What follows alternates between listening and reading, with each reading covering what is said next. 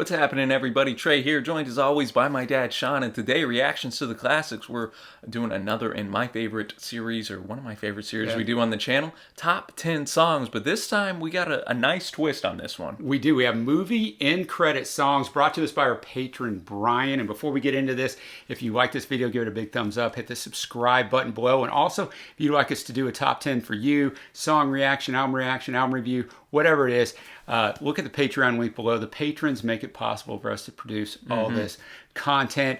And, first off, I told Brian, kudos for even having the knowledge to come across end credit songs. Yeah, well, Brian is, studied film in college. He was also a DJ in college, so he knows his music, and he really, really knows his film as well. He does, and he said with end credit songs, I always thought they were an important choice that producers and directors had to make because the best ones either summarize the overall feel of the movie or at the very least personify the resolution of the film. He said this was before the days of end credit scenes, so these choices were made knowing that the vast number of movie viewers were getting up and walking away from the visual content. The song may be the last thing that sticks with their movie experience. As you say, Brian's a really smart guy, and that's really an insightful way of looking at things. Oh, definitely. So excited to dive into this one. Talk. I think between both of us, we've seen every movie, but maybe one on this list. So, anyways, man, we're gonna start this off with an artist that I really enjoy, and a movie I really enjoy, and a song I really enjoy. Here, we don't know every song on here, but know this one, Miss Misery by the great Elliott Smith from the fantastic movie Good Will Hunting, coming in at number 10. Yeah, and I don't know this song, but we recently did an Elliott Smith album review, and I really enjoyed that. So on every movie, Brian gives us a little insight, and then I did some research on some of these where I could, where there was research to be had. But if you haven't seen Good Will Hunting, as math prodigy Will Hunting, Matt Damon abandons others' expectations and goes off in search of his own happiness. The final of several Elliott Smith tracks plays as he drives across country to be with the girl he loves. Quote, "You had plans for the both of us that involved a trip out of town. Seems to comfort us in this happy and scary embrace of change." Good write-up right there, Brian. And this one was very famous because it was nominated for Best Original Song at the '98 Academy Awards. Smith actually played an abridged version of the song at the Academy Awards, but with the house orchestra. He had to be convinced by the producers to perform the song at the ceremony, as he had not intended to do so. They informed him that his song would be played live that night, whether by him or another musician of their choosing. You either do it or somebody else will. So Elliott was like, you know what? I guess we'll go with it. I'll go with it. We're gonna have the lyrics pulled up to all our tracks on our respective phones here, and the music won't be in the video just due to copyright. But we're gonna have a link down below to where you can check that out fully. Thanks again, Brian. And thanks, Brian. Let's get to it. Let's do it. All right, the great Elliott Smith bringing forth Miss Misery here. What'd you think of that one, Dad? I liked it a lot. I still don't think I've ever. I mean, obviously, I've seen this movie a few times. Really love this movie, but it's kind of what Brian said. You're kind of walking out of the theater, so I hadn't really. But yeah, I love it. I think it's great. No, it definitely has, obviously in the time frame, a lot of that Either Or, his record, which is one of my favorite records of the '90s. Kind of has a similar musically, kind of in the shifts with the song Between the Bars. But I really just, with Elliott, you're gonna be getting some heavy lyrics most of the time. Starts off, "I'll fake it through the day with some help from Johnny Walker Red. Send the poison rain down the drain to put bad thoughts in my head." I mean, just starting that off, and then it's, "Do you miss me, Miss Misery, like you say you do?" And I like this track because I think you can either interpret Miss Misery as his darkness, his depression, kind of ironically, or an actual person. Or an actual person, yeah, that's what I was thinking. And I mean, Elliott's so good at writing tracks that could be interpreted one way or another. I think that it helps him, have that broad appeal, and kind of fits into with that Good Will Hunting as Matt Damon's character is trying to figure out what's going on. Just a great song, great movie. Shout out Robin Williams as well. Definitely, his scenes kill it in there. And now we're gonna go to track number 9 on Brian's list here. We have Mad World, the cover by Gary Jules, of course the Tears for Fears track here. Yeah, and it's from Donnie Darko. This is one of the only movies on here I haven't seen yet. It's either. on my list. But Brian says from the 2001 incredibly surreal sci-fi thriller with Jake Gyllenhaal. Jules performs a laid-back, stripped-down cover of the Tears for Fears song.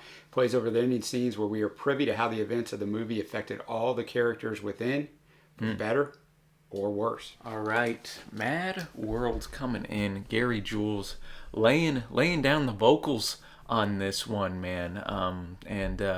I just a very haunting track, which kind of, though I haven't seen the movie, I'm familiar with the movie poster, it seems like it would fit the aesthetic of Donnie Darko. Yeah, I agree. I haven't seen the movie either. And I know this song very well. I don't know that I know this version. I don't know that I know the Tears for Fears version. I saw it went to number 3 in the UK, but that was in 82, 83, a little before I was going to hear that stuff. Where I think I know it from when I'm doing my research is crazy as this is.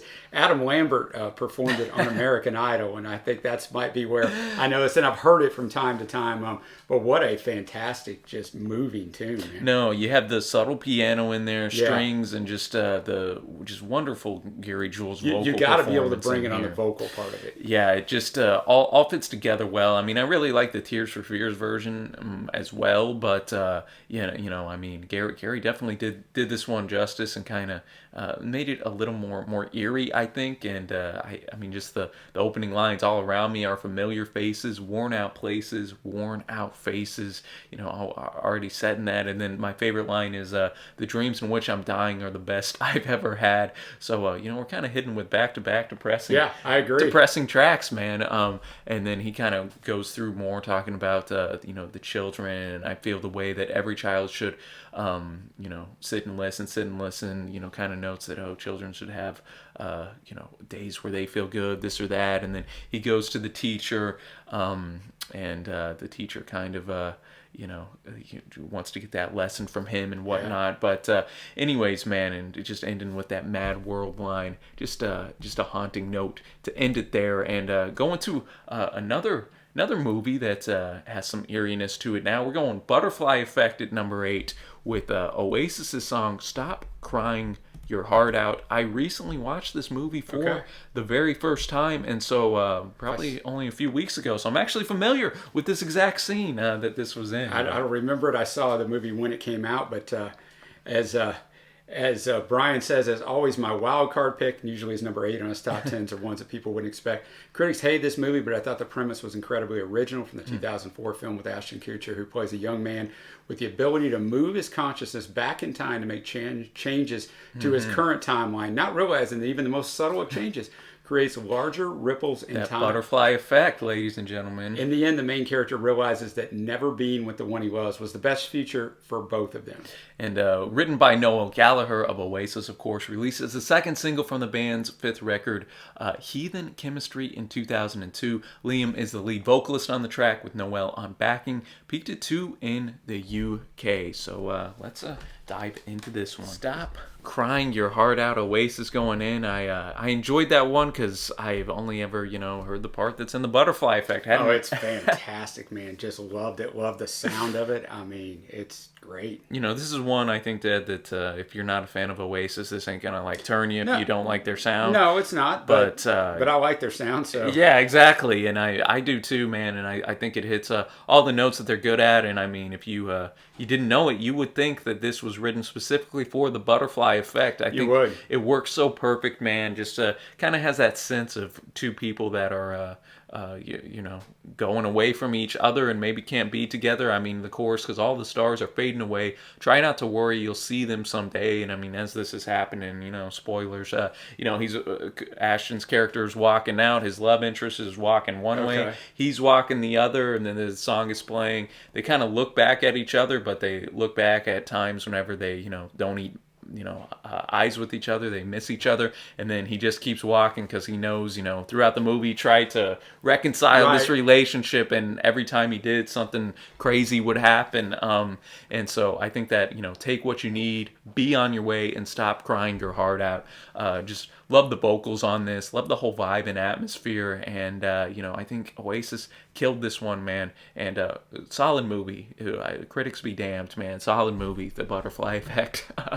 And now, Dad, we're going to, I know, one of your favorite songs here, and you've seen this movie. I haven't yet. Yep. I've been slacking, but take it away, number 7. Sound of Silence, Simon and Garfunkel from, of course, The Graduate. And as Brian says, from the 1967 romantic film featuring Dustin Hoffman. After rescuing his one true love from her wedding, the couple board a bus in the getaway. As they sit in the back, their expressions go back and forth from elation to outright fear about the prospects of their future. As the song begins to play, this thing has a lot of history to the song, and I always think it's interesting. Originally, The Sounds of Silence was written by Paul Simon over several months in 63 and 64. A studio audition led to a record deal with Columbia, and the original acoustic version was recorded in March of 64 in New York City, included on their debut album Wednesday Morning 3 a.m. Yeah. It was a commercial failure. Simon and Garfunkel break up.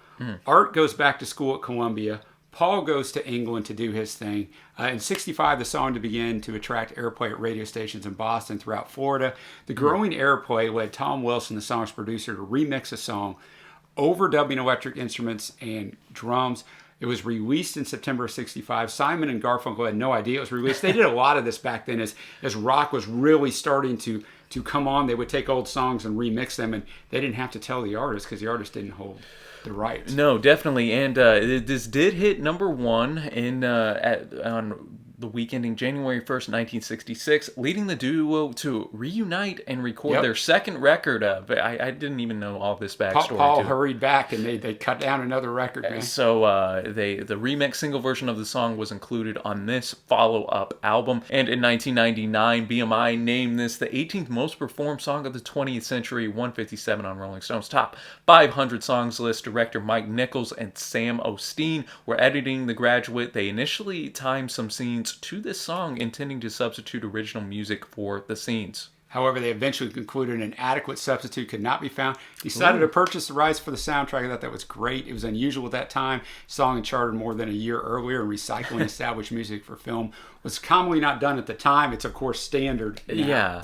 All right, man. Fantastic tune. Let's get into this one. Man, what a just legendary track. Yeah, I would say that I prefer the acoustic version by far.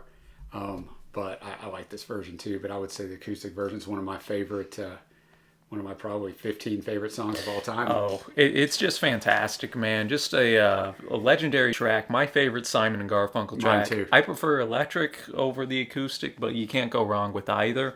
And just so many lyrics in here that just could be studied in freaking English class in high school and college, man. Simon, I mean, this is one of the reasons that he's considered one of the greatest songwriters of all time. And I mean, look no further than this. I agree. And, we're about to do a Simon and Garfunkel top 10 at the time of this film, and in a few days we're going to shoot that. So I've been in Simon and Garfunkel's research. And yeah, we both recently also listened to their whole catalog. Yeah, we did. And so this song in particular, I did a bunch of deep dive because it may be on that list, spoiler alert. And the funny thing about it is when they first recorded it for the first album, Wednesday Morning 3 a.m., they would go around to these clubs in New York and play this song. And when they started to play it, actual other artists would make fun of them, and people would laugh at them whenever they started to sing "Hello Darkness, My Old Friend." I just think it's funny how then that turned around to be the very song that became that defined them to a lot of people. No, man. And I mean, I mentioned it in the reaction, but I like verse 3. In the naked light I saw 10,000 people, maybe more, people talking without speaking, people hearing without listening, people writing songs that voices never share, and no one dared disturb the sound of silence. It has that aura of mystique about it and surrounding it, where you can pour over it. I know some people think it's about possibly the Kennedy assassination. Yeah, and he said he wrote it before that, but they didn't record it until February of 64, so it's 3 months afterwards. So who really knows? Only Paul knows. But no matter what the case is, man, just quite the track, man. And I need to get on The Graduate, see how it all fits in. But I know their music was all over that. It was that movie, man. Obviously, Mrs. Robinson is a banger as well, man. But anyways. Thank you. That spoiler alert, I can guarantee that will be in my top 3 favorite at the end. Yeah, it's going to be.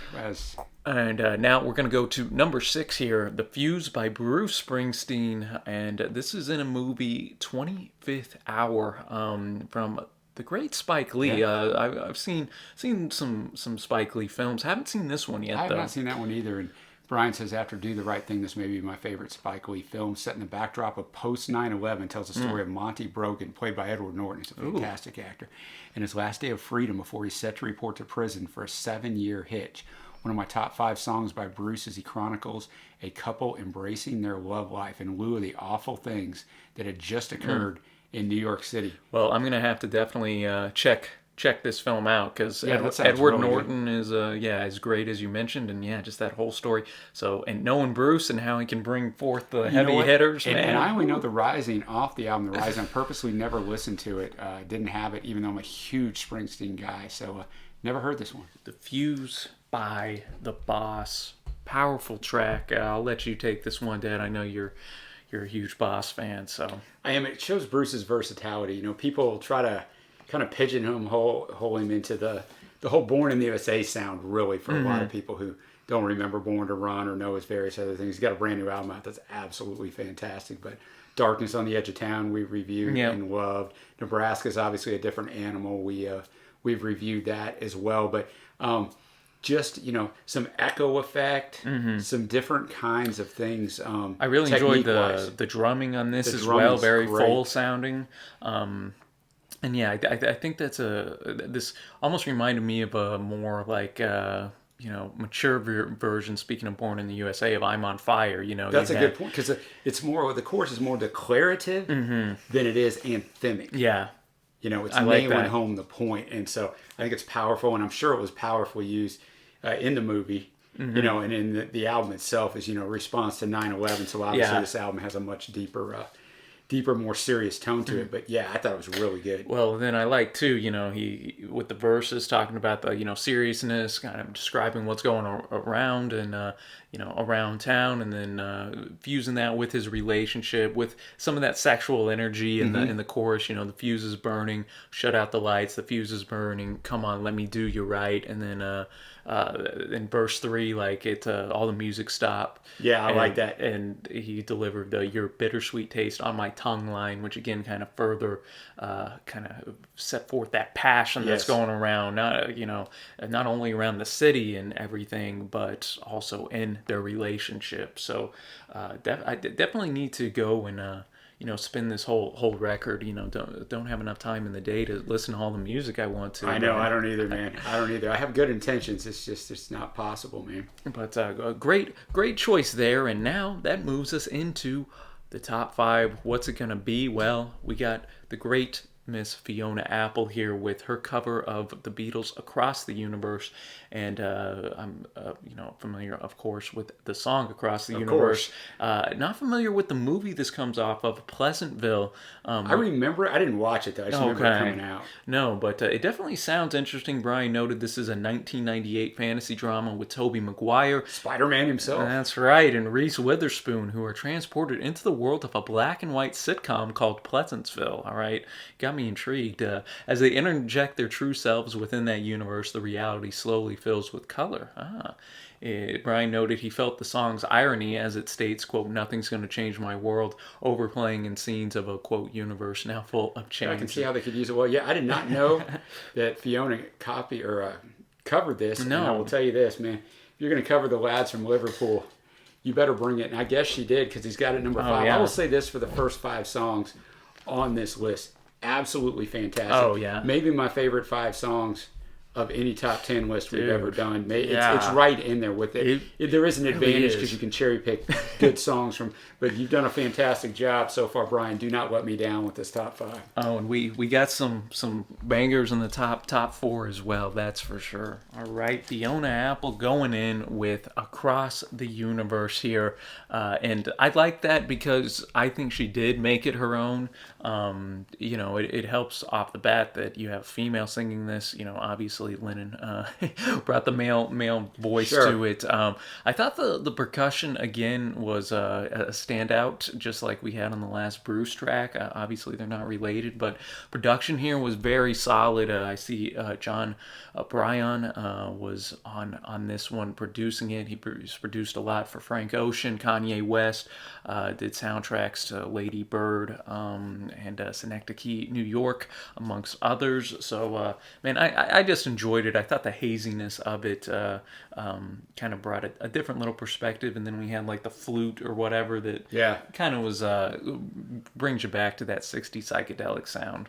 Yeah, I thought the instrumentation was a star. It's going to be bad after what I just said, especially if you're watching this on YouTube and I flip from one thing to another. I just wasn't feeling it. You weren't a fan, really? I was not a fan at all. That's nothing against Fiona. And I imagine in the context of the movie where I'm not hearing the whole version, because it's long, too. It's 5 minutes long. I felt like it went on too long, and I don't know. For me, it's hard. I know you don't like covers of Beatles tracks. I don't, and but I'm she be honest she with killed you. it. Come Together by Gary Clark Jr. is a exception to the rule, and one of the only ones I've ever heard from me. But I mean, I get that, so I'm already telling you I'm biased, and I'm probably wrong. Okay, for me, I just wasn't feeling it. No, I respect props to it. her for trying it, and I'm sure many people love it. As Brian does, and like I said, I'm probably wrong. No, but, I get what you're saying though. It is tough to tackle the lads for sure. I think where you can distinguish that and is where I think she switched it up enough to make it her own. But sometimes you just ain't feeling it, and I respect that too, man. I respect that too. And now we're gonna go to number 4 on this list from a group I've recently actually gone through their whole catalog, and we got a top 10 of them coming up very soon. Yeah, the Pixies, man, with this track "Where's My Mind." This was in a fantastic film by the great David Fincher, one of my favorite directors. We got Fight Club, a cult classic film, which has become quite popular in it seems this past decade. But yeah, it has. It's a psychological drama, if you don't know, from 1999, starring, again, Edward Norton and Brad Pitt. It's a cult classic, fitting that this song brings the movie to its close. Movie and song alike personify the very nature of the angst of Generation X, as it examines the conflict of the individual who struggles with what he's expected to do, with what he really wants to do. Don't we all suffer with that? The song was written by frontman Black Francis while he attended the University of Massachusetts at Amherst, inspired by his experiences while scuba diving in the Caribbean. He later said he had, quote, "this very small fish trying to chase me. I don't know why. I don't know too much about fish behavior." Although the song was never released as a single, it's one of the band's signature songs. For this reason, I haven't really heard much Pixies in my life, but I did just research that entire top 10, so I actually know a lot about them. I just don't know any of their stuff. Let's do it. Surfer Rosa, Pixies coming in. Where is my mind? I think definitely you can see the influence like on a group like the Smashing Pumpkins. That's what came to mind when I was, great. I was already familiar with this track, but not like super familiar with it. And really, I think where the track turns is in the use of that lead guitar from Joey Santiago. Whenever it stops, you just kind of have the rhythm section, the bass and drums going in with the first 3 lines of the chorus, "Where is my mind?" and then lead guitar comes back in, very kind of crunchy with the "Way Out in the Water, See It Swimming," and goes to the verses. It's a really solid Pixies song. Not my favorite by them, but I think Brian hit the nail on the head. It fits kind of that angsty late 90s. It does. I know it came out in the late 80s, but yeah. I mean, I can see it fit perfectly, in Fight Club, at the end of Fight Club. I don't remember. I've seen that movie several times, but never watched it. Because Fight Club has a very, distinct kind of aesthetic to it. It does, man. It's just something you can't even really describe. I think that movie's one of those where you either love it or you hate it. There was really not any in between. I really like this song. Yeah, I love the atmosphere of it. It's really nice. And like you said, the instrumentation does a really great job of setting that atmosphere and then differentiating instead of getting into some sort of monotonous thing. So yeah, I really like that. And Kim on the backing vocals, giving those howls, almost gives a little, not spookiness, but just kind of, okay, what's behind the corner type of deal. Yeah, again, that's a good way. Again, just kind of, like you said, that's kind of that, what Fight Club, you just kind of have in your mind. You can just, even the movie poster for Fight Club, where they're holding up the bar of soap or whatever it is. It just, I don't know, it all fits together. But now we're going to, I know it was one of your favorite movies back in the day. It was, and here's the thing, man.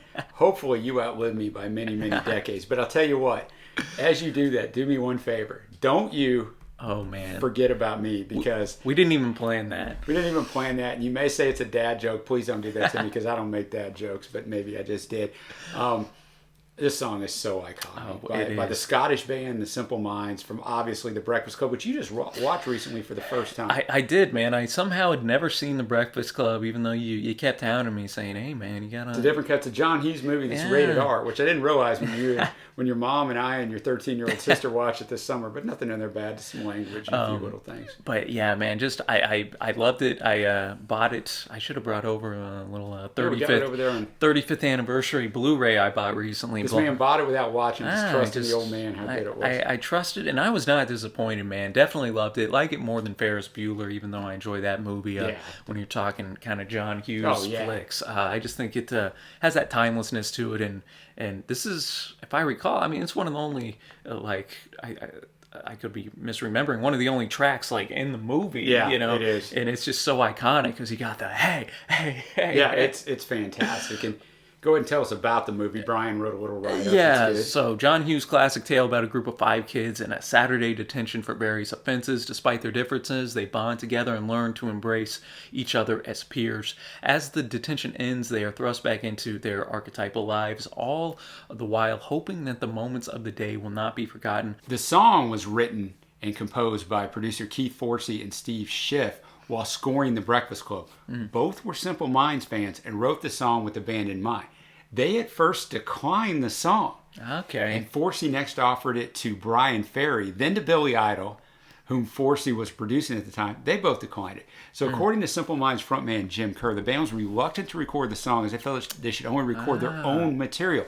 The band relented after persuasion from A&M and from Chrissie Hynde, Kerr's wife at the time. Didn't know she was married to him. Chrissie Hynde's the lead singer of The Pretenders, if you don't know that. And after receiving a phone call from Forsey in which he reiterated his admiration for the band, according to one account, the band, quote, rearranged and recorded Don't You Forget About Me in 3 hours in the North London studio and promptly forgot about it, quote, believing that it would be a throwaway song on the soundtrack to a forgettable movie. Went to #1 in the U.S. and Canada, 7 in the U.K., and obviously all of these years later is iconic. That's kind of the way it works out sometimes. Oh, yeah. They didn't even want to do the song, and it's the only song they're really known for here in the States. No, they had a that's follow-up true. song that I can remember in my 80s self called Alive and Kicking. I don't really remember them having anything after that, but you know what? This one song defined them. It's great, man. It's great. So, number 3. Let's get it. All right. Don't You Forget About Me coming in, man. Number 3 on the list here. And we were talking about this on the Pixies track, Where's My Mind with Fight Club. I mean, this just, it fits, I think, the aesthetic of The Breakfast Club so well, obviously. Oh, I think it's really perfect because I think it's a movie that, you know, any generation could fit into. Yeah, because you got your stereotypes, and not only in school, just any generation in general. We're all kind of pigeonholed into these kind of spots in life. Yeah. You're the this, you're the that, you're the this, whether you're at work or even within your own family. So this just kind of fits it perfectly. Oh, definitely, and has that authentic 80s sound to it for an authentically 80s movie here. And it's interesting that we only had the hey, hey, hey, hey twice in the track, even though, to me, that's like the most iconic part of the song. It is because it differentiates the song. You know exactly what that is. You know it's Kerr going in. And I do see on the side that Billy Idol eventually recorded his own version, which I will promise you and be truthful with the public here that I'm gonna have to go seek that out after we're finished filming this. 'Cause I can't imagine Billy doing this, but let's check that out. And I mean, just the chorus fits the movie as well. After they all go their separate ways. Exactly. Don't you forget about me. Are we gonna be friends after this? When it was only us in detention? Or... And the odds are no. Yeah, because once everybody's back in their cliques and everything, man, it's tough. I enjoy the percussion, just the right amount of that 80 synth in there as well. Yeah, not overdone, doesn't overstay its welcome, even though it's a 5+ minute song. Yeah, and you know, that vocal, you know, very distinctive. You know, okay, this is "Don't You Forget About Me" right away. And yeah, man, and let us know what member of the Breakfast Club do you identify with? I'm going left field. I'm an Allison person, which I know is you know, kind of out there. But who are you, Sean? Who am I? I don't know, man. You're a little Bender action, I think. I think I was probably Bender's by far my favorite character. So yeah, probably a little John Bender. I like that. You can't go wrong with Mr. Bender, man. And now we're gonna go to just a fantastic record, fantastic group, and actually the album review we did of this is how Brian found us. Yeah, So, like a little irony there. we got exit music for a film by Radiohead. Also have a Radiohead top 10 we did for another one of our patrons. This comes from the movie Romeo and Juliet. Very familiar with the song. Never have seen this version of Romeo and I Juliet. have not either. And we also, we have the review of OK Computer up. One of my top 5 Radiohead songs, Brian says, from the classic OK Computer album. This song was recorded to be used in the soundtrack for this version of Shakespeare's work. York was given a copy of the film to watch, and the moment Juliet, Claire Danes, puts the gun to her head at the end, York began to write the song. Radiohead would not allow it to appear on the soundtrack release itself, wanting to save it for their own record. That's a boss move right there. It is, man. Mr. Tom York. And William and Shakespeare's Romeo and Juliet inspired the lyrics for this. Initially, York wanted to work lines from the play into the song, but the final draft of the lyrics became a broad summary of, which was better. Yeah, of the narrative, yeah. And York compared the opening of the song, which mostly features his singing paired with acoustic, to Johnny Cash's At Folsom Prison. Another record we have reviewed. So sure, we've reviewed a lot. We have over 600 videos up. We're not even trying to shamelessly plug our other stuff. It just happens to come up everywhere now.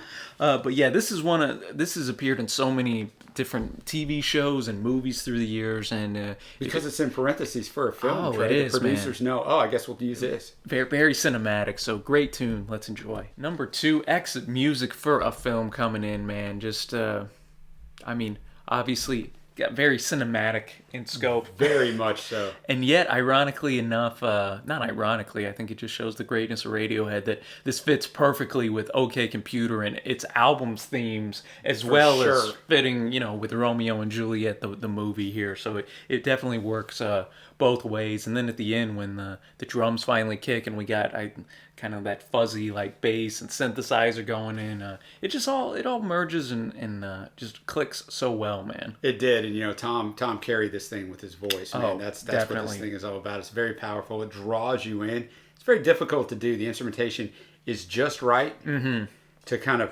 make you kind of move forward in your seat, like what's next. And yeah, it's a fantastic tune. And my favorite part is boom, whenever it all just drops down, and then I like because in the original Romeo and Juliet, they like poison themselves at the end, and yet here it flips that on its head, which is kind of neat because it says, telling the people, and you can laugh a spineless laugh. We hope your rules and wisdom choke you. Now we are one in everlasting peace. We hope that you choke, and that's the outro. Turning it back. Screw you guys, essentially. Nice and quiet. We hope. I know. Yeah. If you sing it nicely, it's okay. Just the going, just the way they were able to progress the song always impresses me. I mean, obviously, we're big fans of it. It's up on the wall in the background, right above my dad's head. Yeah. But now, man, a worthy number 2 to be sure. Now we go to the number 1 song, which actually isn't on Spotify, but it's from a guy we've covered extensively on this channel. All of his 70s records are up on the channel. I have a top 10 of this gentleman coming up. We call him Uncle Neil around here. We do, man. He's Unc. We got Neil Young, Philadelphia, from the movie Philadelphia, which is a powerful film. Yeah. Tough watch, too. Tough watch. Yeah, I watched it once when it came out. I've never watched it since. I know you watched it recently. Yeah. In song from the powerful legal drama starring Tom Hanks as a lawyer who was fired because he contracted the AIDS virus, eventually succumbing to the virus at the end of the movie. Had home footage of his character as a child playing with Neil's sincere vocals mixed in as his friends and family gathered for his wake. As heartbreaking a moment as I can remember in film. I don't remember this song, but maybe that's what broke me from going, I can't ever watch this again. Denzel's in it. I don't know this song. I mean, obviously I must have seen it during that, but I just know Streets of Philadelphia from Springsteen. Yeah. But I don't know this song, which is I don't think rare. I do either, man. Maybe rare once on a Neil song from... I don't. But maybe once this starts, we'll get rocking. But let's get going. Ooh, powerful way to not only end off Philadelphia, but end our top 10 in credits tracks here. Just has that sense of melancholy that I think you needed for a movie like this. Yeah, I agree 100%. I mean, I have a lot more to say about it. We were watching the video itself. I'm surprised it hasn't got copyrighted, but it actually is the scene from the movie, which really lends to it. And it's Neil sounding awfully well, with an instrumentation backing that, we don't hear a lot. No, that style. I noticed that as well.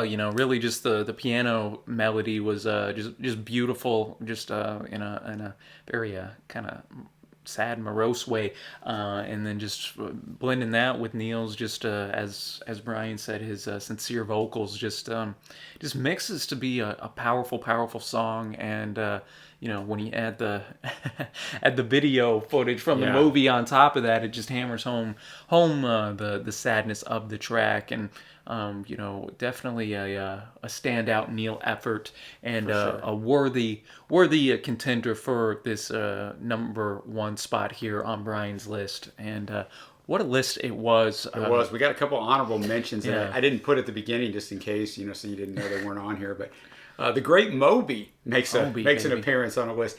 Extreme Ways from Bourne Identity. I don't recall this. I can't believe Moby did a song for Bourne Identity. They don't seem to go together, but I like it. I'll check it out later. Really, really good series right there. I need to do a rewatch of the Bournes. It's going to be on HBO Max this month. So if you're watching this in November, check it out.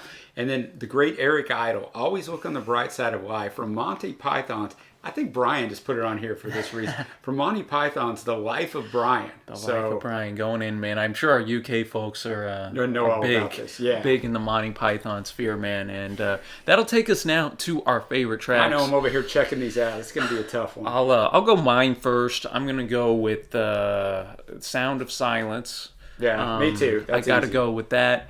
I'm going to give the nod to Philadelphia.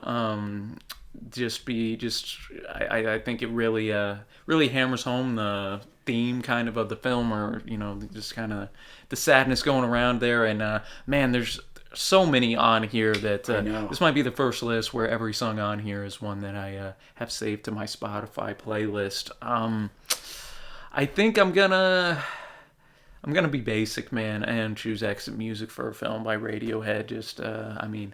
Radiohead, OK Computer is one of my favorite records, and I don't know, I give it the nod because it fits so well, like perfectly with the film. I agree. Where some others of these at the top of the list, they fit the film well in its themes, but this one was just a step above. So those are my three. Well, we'll meet in commonality on Sound of Silence for sure. Okay. I'm going to go with you talk about a song that fits a movie, and I know it's stereotypical for this 80s dude, but Don't You Forget About Me. I figured that would be one, yeah.